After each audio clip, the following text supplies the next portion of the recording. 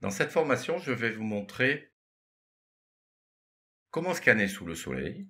Voilà, je vais vous montrer cet exemple, je vais vous en montrer d'autres. Donc vous découvrirez plein de cas concrets pour bien vous expliquer comment on arrive à faire ce genre de visite virtuelle en plein sous le soleil. Donc quand je dis en plein sous le soleil, on est en plein sous le soleil. Donc vous pouvez voir, il n'y a pas d'ombre de caméra ou de trépied sur le sol. On est bien sous le soleil, on est bien avec des scans, voilà, avec des scans 3D et on peut se déplacer en ayant des transitions fluides sans forme géométrique transparente qui apparaît dans la transition. Vous verrez une solution aussi pour réaliser un scan 3D loin, pour éviter d'utiliser les 360, pas toujours très pratique. Donc vous voyez, on est à plus de 40 mètres. Ça permet aussi de mettre en première image pour partager la visite virtuelle, la première image que l'on voit quand c'est en 3D. On peut mettre donc une image comme ça de façade. Pareil, montrer donc du 3D en plein soleil, même quand c'est loin. Voilà, on peut se promener.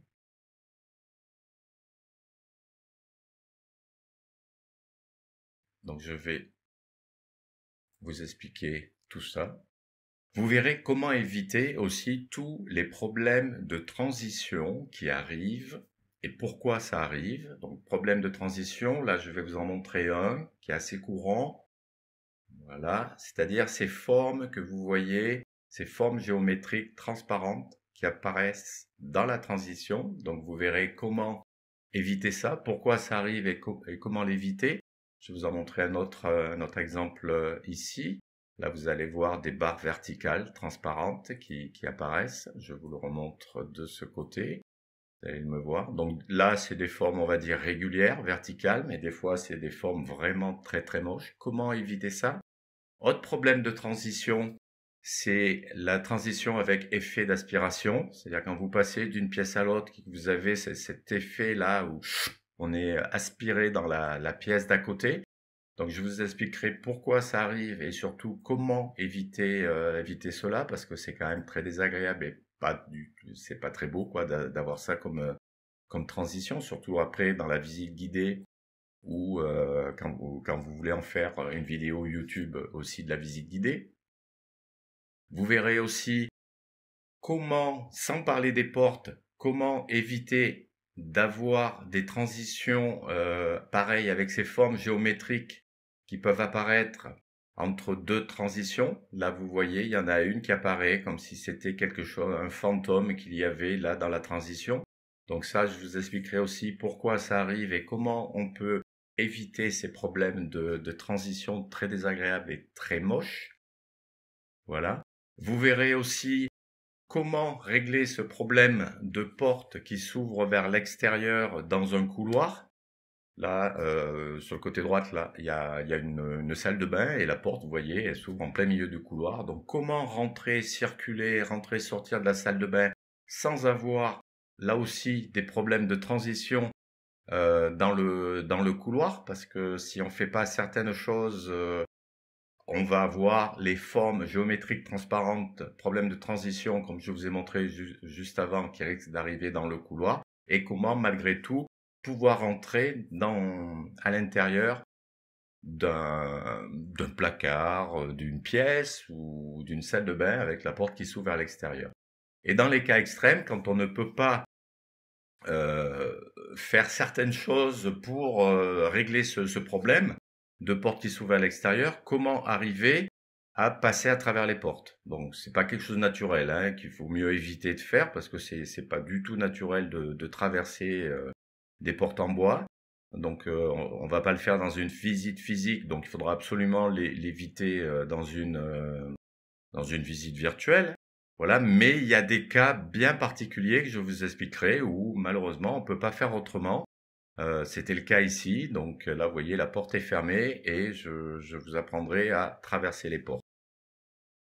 Après, vous verrez aussi comment réaliser alors toutes sortes de transitions dans la visite guidée, toutes les transitions, comment les réussir pour qu'elles soient les plus fluides possibles, et une transition particulière, la marche arrière.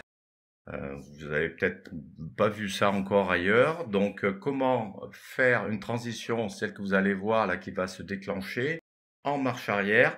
C'est une transition qui est très très utile, qui permet de régler beaucoup de problèmes. Un poteau au milieu d'une pièce, quand vous le prenez comme ça en marche arrière, c'est toujours mieux. Ou si vous avez eu des problèmes de transition avec une porte, par exemple, effet d'aspiration ou forme géométrique transparente qui apparaît, quand vous le prenez en marche arrière, ça disparaît. Donc je vous apprendrai aussi à faire ces transitions en marche arrière, en plus de toutes les autres transitions, walkthrough, slideshow et les transitions spéciales musée.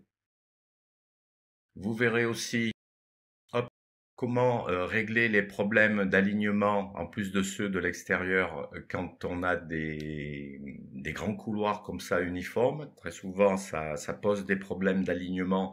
Comment les éviter? Comment les surveiller sur l'iPad pour ne pas avoir de problème une fois qu'on télécharge le projet sur le workshop Matterport, se retrouver avec une visite virtuelle où on va traverser les murs. Encore une fois, c'est comme les portes, c'est pas naturel de se déplacer dans une visite virtuelle en traversant les murs. Donc quand on traverse les murs, la plupart du temps, ça vient d'un problème d'alignement qu'il y a eu pendant que vous étiez en train de scanner. Donc je vous montrerai comment éviter ça aussi. Et puis après, je vous apprendrai plein d'autres petites astuces. On verra tous les points, tous les onglets du workshop et plein d'autres petites choses, comme par exemple remplir parfaitement une maison de poupée avec des jardins intérieurs.